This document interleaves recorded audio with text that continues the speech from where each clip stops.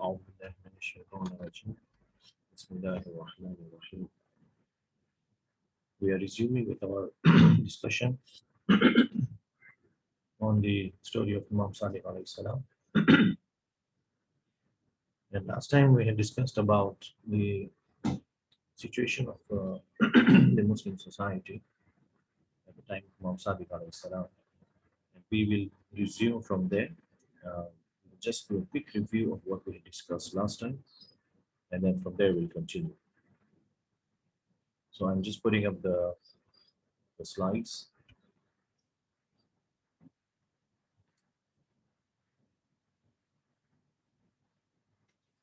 When we discussed about the situation of the Muslim society at the time of Imam Sadiq alayhi salam, we had categorized it into three areas. First one is the deviation in the belief and thought of the Muslims and the Shias, and that was considered to be the most dangerous situation at that time. The second one was the situation of the politics, or rather the deviation in the political arena at that time, and that was also something that Imam Sadiq had faced. We will see how that had turned out. And the third situation was the persecution of the Shias.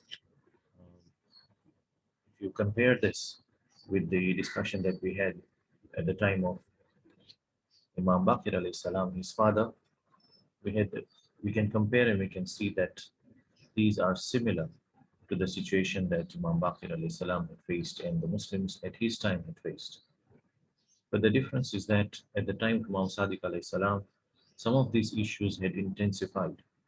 Some of these issues had become very strong and very challenging for the Muslims and the Shias. And we will see in our discussions later on. So we start off with the deviation in the belief and thought of the Muslims and the Shias. Now, these were groups of thought. They may not have been physical people living in specific areas together. These are just people around who were having beliefs and thinking that was not the right one. And these are people who were Muslims and Shias, but people who had the religion with them, but together with the doubts. And as we will see, the groups that we're going to discuss in the forthcoming slides, we will need to compare it with the situation of the Muslims in today's time. And we'll have to see whether these deviations are existing even today. So we had started off the discussion about the Jabris last time. Very quickly, Jabris was a group that was formed at the time of Muawiyah, the same person who was there at the time of Imam Ali alayhi salam and Imam Hassan alayhi salam. He had started this off. He had started this confusion, and his main objective was to create division amongst the Muslims so that he can rule over them. And this had become very successful at that time amongst the Sunnis, and it continued to be successful until the time of Imam Sadiq alayhi salam. So the thinking here, the Jabri's thinking as we call it, was that man has no free will. All the actions that we do as a person are controlled by Allah. It is Allah's will that we do good or we do bad. So even if we commit sins, it's not really our fault because Allah is making us do it. Now this was done so that he wanted to justify all the bad and illegal actions that he was doing as a Khalifa, and the way he was opposing and oppressing the Shias and the Muslims. He would simply say, "It's not me, it's Allah who is making me do it." And people followed him because this was like a free pass on the day of judgment, where you can simply tell Allah that it's not my fault. All these gunas that you're showing me is because you made me do it. So this was one of the groups at the time of Imam Sadiq alayhi salam, started off from the time of Muawiyah. The second one was the group they called themselves the Mu'tazilites. This thinking was actually the opposite of the thinking of the Jabris. The Mu'tazilites believed that there is no need for Quran, there is no need for Hadith, and there is no need for the Prophet. They believed that yes, there is God, but God has created us and then He has left us free. So we have to follow the way our mind tells us. Our intellect is enough to guide us. We don't need any rules. We don't need anybody else to tell us what to do.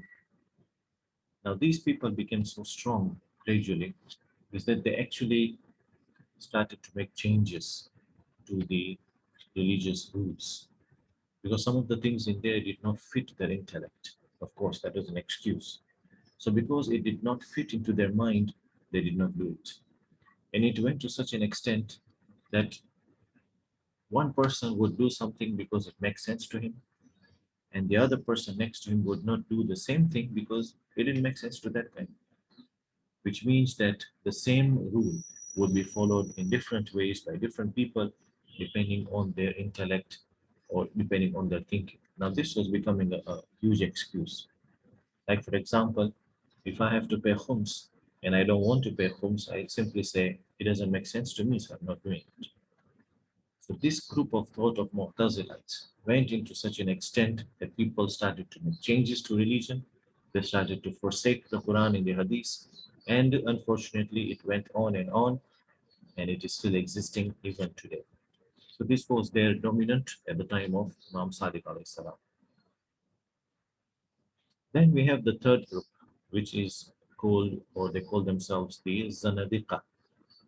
Now, Zanadiqa basically means people who don't do the normal thing. Even if you Google it out and look at the definition of Zanadiqa, Zanadiqa in Arabic or Zanadiqa means not doing normal, going away from what is normal. So these people actually call themselves that we are not doing what everybody else is doing. In short, they were the atheists and they were the agnostics. Now, very quickly, an agnostic is a person who doesn't believe in Allah in a different way. So first we look at atheists. Atheists are people who don't believe in Allah at all. They don't believe that there is anything like Allah existing and He has created the world. They believe there is no God. Everything was just created by chance, and we are also just there by chance.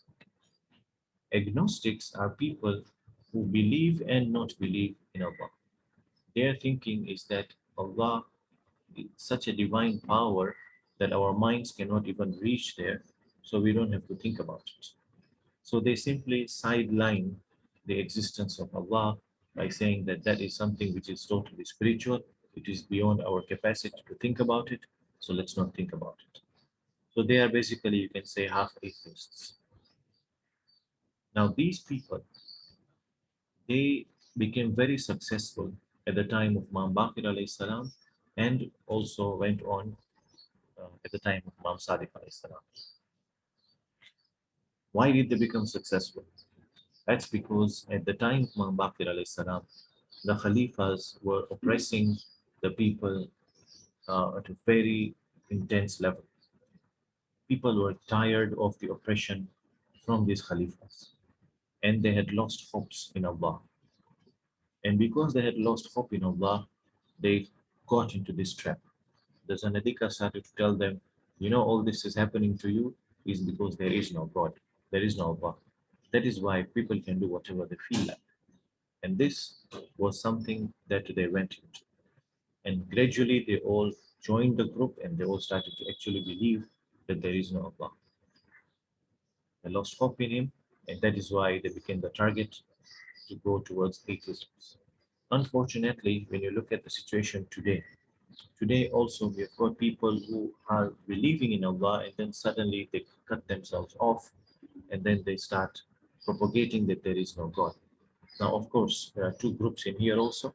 There are people who are frustrated with the world that is going on and then they simply disown Allah. But then there's another group, they are just there to create fitna by saying that there is no God. So this group that we are talking about at the time of Imam Sadiq alayhi salam, these people started to get into this group, while this group, Zanadika, was actually created to create confusions among Muslims. So this was another very dominant group at the time of Imam Sadiq alayhi salam, called themselves the atheists, the Zanadika. Then we have the fourth group at that time. These are the Sufis. as you know, they're still existing even today, the Sufism group. They called themselves Zahid. Zahid means those who abstain, those who stay away. So Sufis believed that they want to get closer to Allah. And the only way to get closer to Allah is to cut off from all the worldly things, whether they are good or they are bad. Now there is something I mean to think about. Yes, it is true that if you want to get close to Allah, then you have to stay away from the dunya. That is what our Imam is also telling us, that divorce the world and then you can get close to Allah because the world is a distraction. But this concept has been taken very wrongly by this thinking of the Sufis, which unfortunately is also existing in our people today. So the Sufis believe that simply get away from everything that is connected to the world, whether it is good or bad. So if you have good food, if you have good clothes, if you have a good house, that means you don't have a good iman. So in today's terms, if somebody is driving a good car, you look at him and you say, this guy definitely is not close to Allah because he's a very posh car or he has a posh house. He's a house with a swimming pool by Osterbek. That means he's not a good person. He must have done some sins. He's not close to Allah. He may not even be praying. That is a wrong concept. Being rich doesn't automatically mean that you are a wrong or you are a bad guy. Sufis believe that stay away from the dunya, stay away from the religion, stay away from the relationships, and just simply cut off, stay in the mountains, stay in the caves, and simply just pray to Allah. This was actually an old Christian and Buddhism thinking.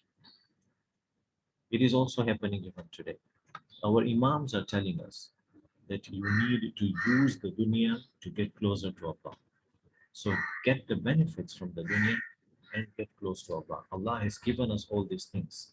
The reason why He has given us all these things is because He wants us to use these as tools to get close to Allah. For example, a person who is very poor or rather very lazy to earn will not have money. That means he will spend most of his time simply worrying about where to get money from and not focus on ibadah. But if he has enough money, if he has got a stable and steady job or a steady family life and a steady income, then he is going to focus on the other things. He's going to be able to stand up on prayers and focus there because he doesn't have to worry about the other things. So the concept of Sufism is actually wrong.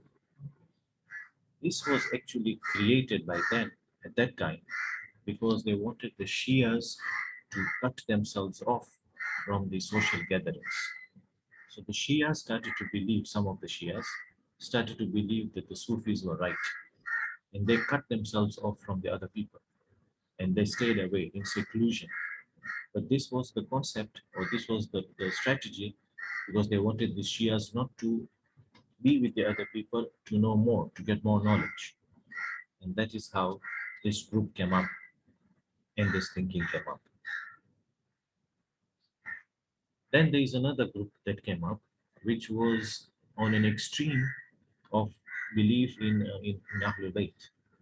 So the Ghulat, that's how they call them, this school of thought, they believed that Ahlul Bayt were gods or they were reincarnation of gods, not representatives, but reincarnation. That means there is God within them. God has come down on earth in their form. That is what they believed.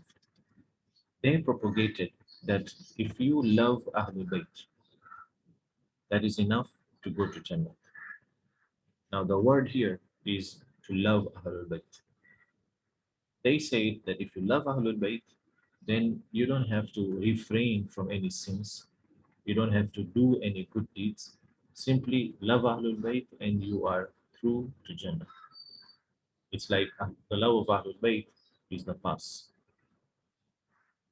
Now, this was the biggest challenge of the Imam alayhi salam.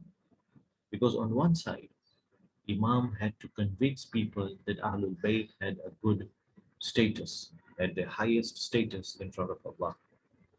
But on the other hand, He had to make sure that the people don't start labeling the Shias as kafirs.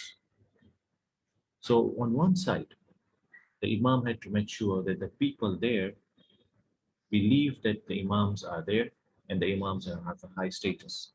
But on the other hand, they should not believe that the Imams were God, because then they would become mushriks. And because they were mushriks, other people would label them as kafirs, just the way it's happening even today. So this was creating a huge disunity amongst the Shias. There were some people who were going on the extreme and saying that we love Ahlul Bayt and that's it. Unfortunately, this thinking is happening even today. Even today, we get from people telling us that, if you do Azadari, if you do Matam, then that's it. Whether you miss out your prayers, whether you do Guna, but you come here on the 10th of Muharram, you do Matam, and that's it. Even if you're not praying on a regular basis. But that's wrong. It is said that if you spend your whole night doing Azadari, but you miss your Subuh prayers, then all that is gone, because the Subuh prayer still has more importance. So the Gullat were creating that confusion which is even existing today. We need to understand that yes, loving Ahlul Bayt is a path to Jannat, but the love has to have a status. Just loving Ahlul Bayt is not enough. That's why we are called the Shias of Ahlul Bayt. Shia means follower. So you love them, but you follow them. You follow their actions. You follow their rules. You follow whatever they've told us to do. Just loving them and then continuing to do sins, just loving them and then staying away from all the ibadat is not going to take us anywhere but to hell. Now, this was the concept of the Gulat, and this was another uh, confusion that was created at the time of Imam Sadiq alayhi salam. And then the final one that we have here is a group called Zaydis. Now, these were a group of people who started to call them Zaydis, and they were referring to Zayd bin Ali bin Hussein. Zayd was the son of the 40 Imam. That means he was the brother of the 50 Imam. His name is Zayd bin Ali bin Hussein. Ali bin Hussein, the 40 Imam. So Zayd was somebody who stood up against the Khalifa in 120 AH. He revolted against the Khalifas. Of course, he did not succeed. But the people who followed Zayd, they started to create a group themselves. Zayd was not involved in this, but they pulled that because they wanted to take advantage. So, what was their belief? They believed that Imams are not appointed by Allah. They believed that an Imam is an Imam if he has got only one character, and that is the bravery and the standing up against the oppressed ruler of that time. So, if a person is going against the oppressed Khalifa of that time, then he's an Imam. So, we all follow him. But if there is somebody else who is there who is not standing up against the Khalifa because he knows that if he does, then the Shias are going to be killed. So he uses another method, like the fourth Imam used the method of the wives. The fifth Imam used the method of the university. The sixth Imam also used and continued with the same education provision. These people believe they are not the Imams. Imam is somebody who stands up in the battle and fights physically against the Khalifa. Now, this was creating a confusion because this started to tell people that, first of all, an Imam is not appointed by Allah. And number two, the characteristics that an Imam needs to have, the characteristic of knowledge, of akhlaq, of wisdom, that is not supposed to be considered. An Imam is an Imam only if he stands up and fights. And because of that, there was a lot of tension between the Shias, the true Shias were following the sixth Imam, and the Zaydis who were following Zayd. And this created further disunity amongst the people. So what happened was the Zaydis evolved into Mu'tazilites. They started to believe that we don't even need somebody to tell us what to do. We will just follow somebody who's out there and fighting. And eventually, they started to follow the teachings of of Abu Hanifa. We have discussed about Abu Hanifa before. So Zaydis got into a more dangerous situation and they got diverted totally away from the true Shias. So if you have missed it out, then just very quickly to tell you in one-liners, Jabris, first group of deviant thoughts, said we don't have free will. Whatever we do, it's Allah who is making us do it. Mu'tazilites believed our intellect is enough. We don't need any Quran, Hadith, or the Prophet. Zanadika said there is no God, or God is something we don't have to think or we can't think about. Sufis believe if you want to get closer to God, cut yourself off from the dunya. You don't need to have anything to do with the dunya, whether it is halal or haram. Just stick to with your tasbih and just pray Allahu Akbar all the time. And then if you need food, just go around, beg and get it. Kullat believe the Ahlul Bayt are gods. Love them and you are in Jannat already. There is no need to refrain from sins because Ahlul Bayt is going to help you to get away from it all. Zaydis, they believed and they followed somebody called Zayd bin Ali bin Hussein, and they believed that Imam is not appointed by Allah but by the people. And Imam is appointed on only one characteristic, and that is the fact that he can stand up and fight against the Khalifa of that time. So you can imagine with all these groups and all these confusions, then there is Imam Sadiq alayhi salam trying to spread out and tell people about the true Shiaism. And on the other hand, there are the Khalifas who are also out there to kill people. So in all this situation, Imam Sadiq still had to do his job. So we cannot sit back and think that, we have been told that at the time of Imam Sadiq alayhi salam, there was a lot of issues between the political leaders, and Imam Sadiq got a very good time, and that's why he started off this university. No, every Imam had challenges, every Imam was facing challenges and something that was only suited for their own time. And they countered it, they made their own strategies that we are going to look at. So no Imam had an easy time. So that was the first part. And of course, as we have discussed before, these beliefs are still existent. They are amongst the Muslims and the Shias. The only difference is that it's not a specific group for a long time. These are passing thoughts, and some of them stay in our mind. So if you're not careful, I can be one of the people who will start believing one of these groups. I can be one of the people, for example, to believe that if I am doing a Zadari, if I love Ahlul Bayt, I'm doing the Kushalis in the Wafats, then it's okay if I don't pray.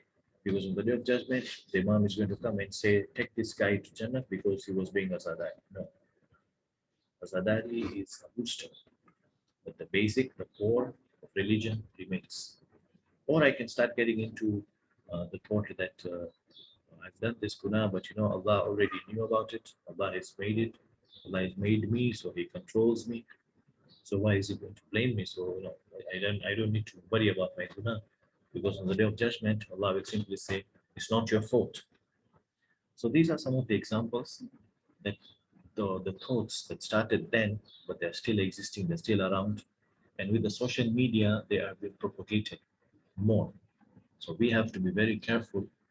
On one side, when these thoughts are there, on the other side, it is the ruling and the guidance from the Imam that we also have to follow. So that was the first part. Now we go into the second part. That is the deviation in the political arena, in politics. So in here also, this is divided into three. There were three main deviations at that time, and that was, first of all, the Khilafat, which is the right of the Ahlul Bayt, was taken away from the time of Imam Ali alayhi salam. After 25 years, Imam Ali was given this. That's why he became the so-called fourth Khalifa. But even then, he did not get a chance to do his job properly because Muawiyah was there. So the first deviation is, of course, the Khilafat continued to be away from the Ahlul Bayt and taken over, and it was in the hands of the Bani Umayyah at that time. that is the biggest political deviation because all the rulings of the government were wrong because they were not following the Ahlul Bayt. The second deviation or the second problem, the challenge that was there, were the fruitless revolutions. So many people, just like at the time of Imam Baqir alayhi salam, many people created groups of fighters and they went against the Khalifas, but then all of them were unsuccessful because there were not enough Shias, the intention was not okay, and they all lost. And the third was the rise of the Abbasid regime, which we are going to be discussing in details later. So let's look at the points under the Ahlul Bayt rights. From the time of the death of the Holy Prophet, the Ahlul Bayt rights were taken. Imam Sadiq alayhi salam, the same situation. We need to understand that a true leader, a true Imam, true Khalifa is the one who is appointed by Allah because he has been appointed to guide the people that Allah has created. So definitely Allah is going to appoint somebody because Allah knows how his people are, his creatures. And so he will appoint the one who is supposed to be guiding them. Unfortunately, this was taken away. The Khilafat especially. Yes, they were Imams, but officially they were not given their right. So qualities like ilm al yadun, qualities like being sinless, qualities like being having the highest form of akhlaq, these qualities were not found in the existing Khalifas under Bani Umayyah and then Bani Abbas. Instead, these Khalifas were murderers. They were robbing people. They were creating chaos, and they were only looking at their own selfish needs. So when you have a leader who does not have knowledge, who does not have akhlaq, who does not have isma, cannot rule the people of the world. And especially if you have a leader who is actually having intentions to satisfy his own personal needs at the expense of the people, then definitely there is going to be chaos in the politics. And that is what was happening at that time. There were many revolutions, as you said, against the Bani Umayyah at the time of Imam Sadiq alayhi salam, but none of them worked.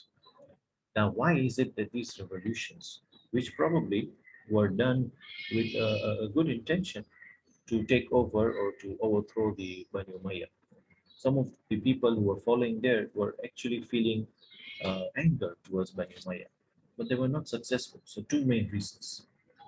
The first one is that there were no well-defined objectives and intention for this revolution. The leaders of the revolution had an intention which was not necessarily the same as the people.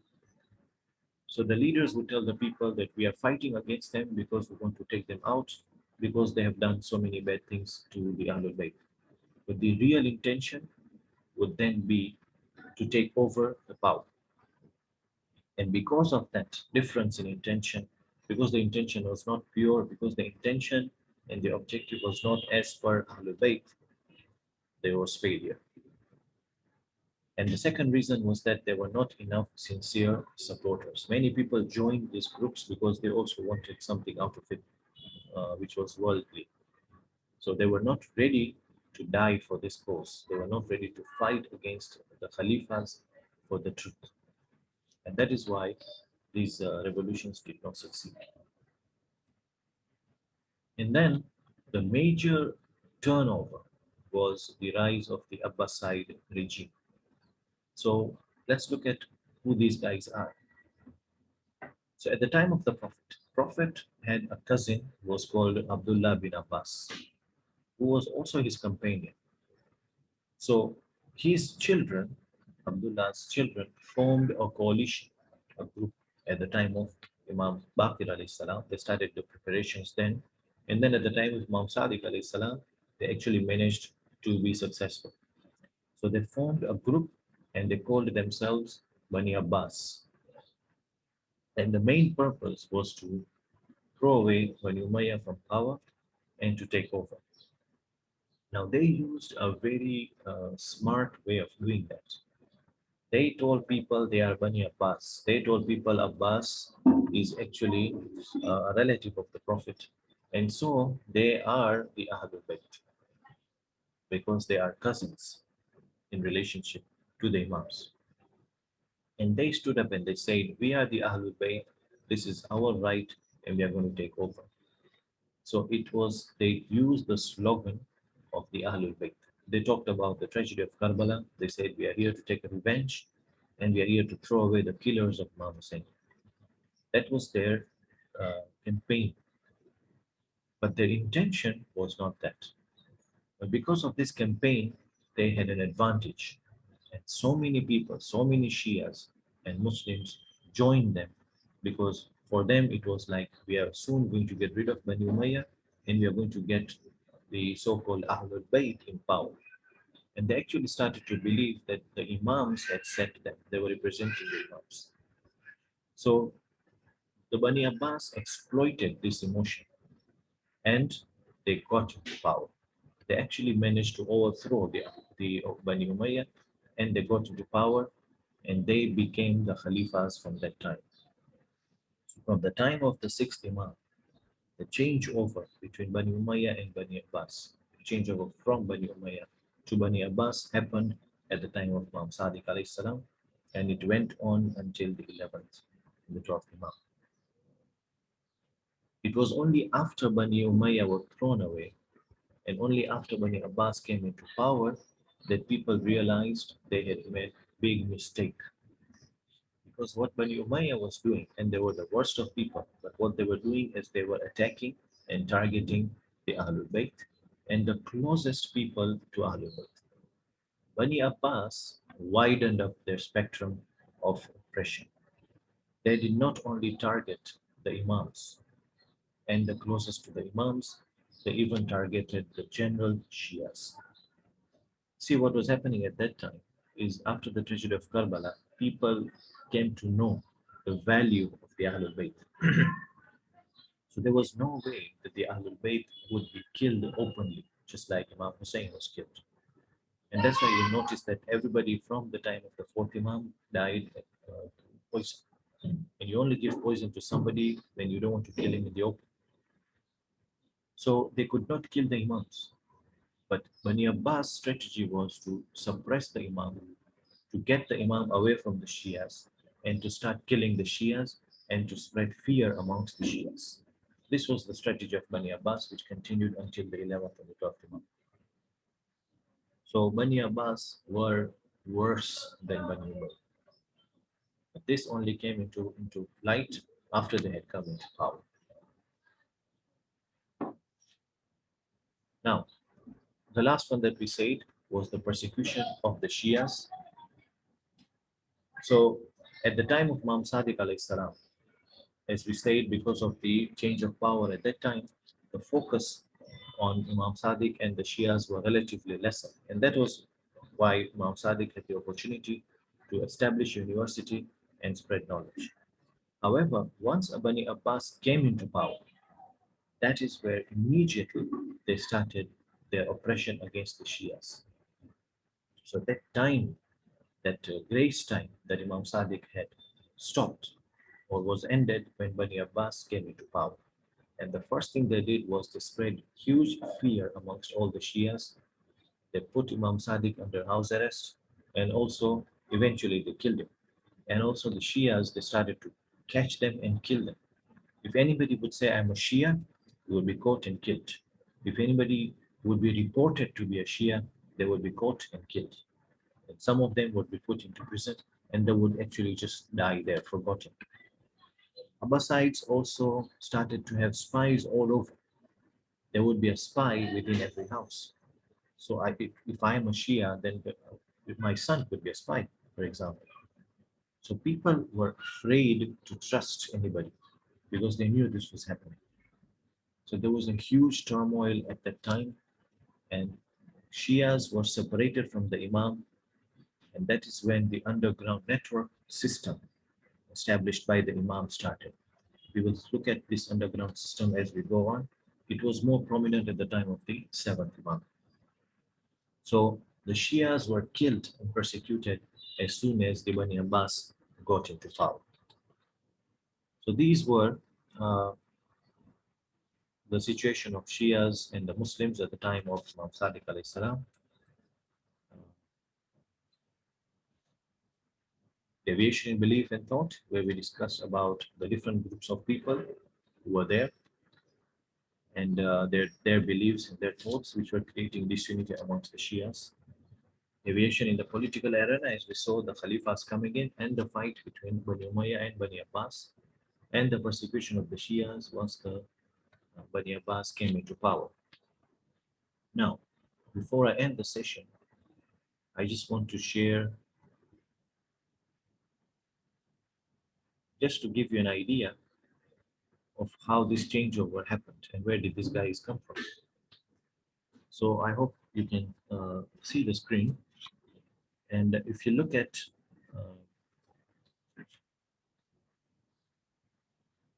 the top part,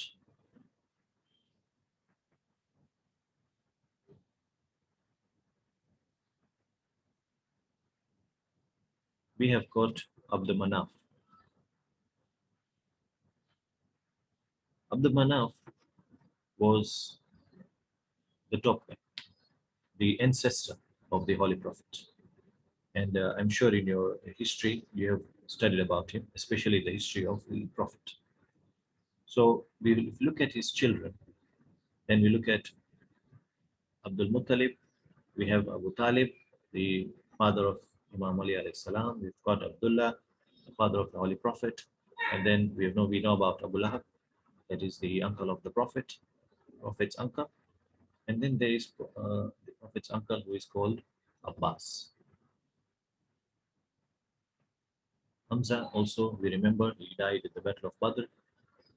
Abbas is what we are looking at right now. So Abbas, who is the uncle of the Prophet, had two sons. Uh, and then under his children, we had one of them called Abdullah. Now, this is skipped. So if you look at this person here, Abdul Abbas Safar, and I want you to notice he was the first Abbasid Khalifa. Look at the years. It's 132 to 136 AH. Now, hang on to that. On the other hand, when you look at Abd Shams, that is now the brother of Hashim. Under Abd Shams, we have the Umayyad. That is where all these other people come. So, relatively speaking, Abu Sufyan, Muawiyah were also cousins of the Prophet because their ancestors were brothers, Hashim and Abu Sufyan. So, when you look at Abu Sufyan, and then under Abu Sufyan, that is his son, Abu Sufyan's son is Muawiyah, right here. And he was the first Umayyad Khalifa after Abu Bakr, Umar, Osman, now with Muawiyah, and then Muawiyah's son, Yazid. I want you to look at the years 60 to 64 AH, Imam Hussein, because that was the time. So Imam Hussein was martyred in 61 AH, and Yazid died 3 years later. After Yazid, his son Muawiyah too came into power, but he only stayed for 4 months. And then we had all the other Umayyad Khalifas. This is the line I want you to look at. Umar, Walid, Suleiman, Yazid, Hisham. Now, I don't want you to get into details of this. Just wanted to have a look and look at the years. So we picked this guy up.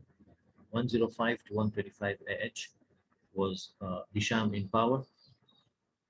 105 to 125. Look at the time of Imam Baqir alayhi salam, 94 to 117. So Imam Baqir was there and Hisham was in power at that time. Imam Sadiq came in 117 to 148 AH. So Hisham was there at the time of Imam Sadiq alayhi salam. Then Walid's sons Yazid II and Ibrahim were there, but they were only like for a few months. And Yazid's son Walid II was there in power 125 to 126 AH. All this is happening while Imam Sadiq alayhi salam is there. So after 126 AH, now I want you to look at this side. So this is where the turnover happens. Just slow this down a bit so that you can see it.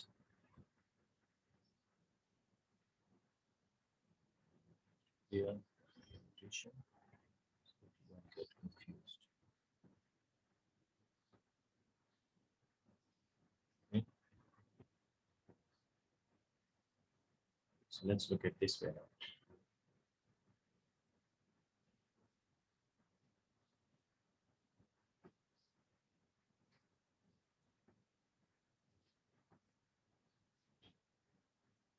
Right. So when you look at it now, you will notice that there is the Abdullah Abbas Safa, as you say, the first Abbasid Khalifa. You look at his years is 132 to 136 AH, and then comes the second one, who is Abu Ja'far Mansur. That's 137 to 158 AH. When you look at the time of Imam Sadiq alayhi salam, his is 117 to 148 AH. That means at the time of Imam Sadiq alayhi salam, there was a changeover between the Bani Umayyah to Bani Abbas, and Bani Abbas had actually come from the children of Abbas, who was actually the uncle of the Prophet. So Abbas had a son Abdullah, and then everybody else came in after that. As you can see, look at the screen, you can see that the Bani Umayyah on the left side, your left, and there is Bani Abbas, which is on the right side, and the Ahlul Bayt is in the middle. So this particular chart will show you where all these people came from and the number of years that they were in power.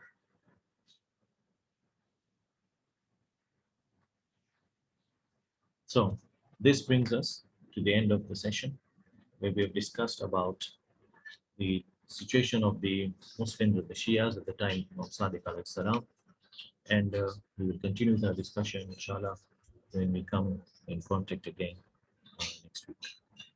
Assalamu alaikum wa rahmatullahi wa barakatuh.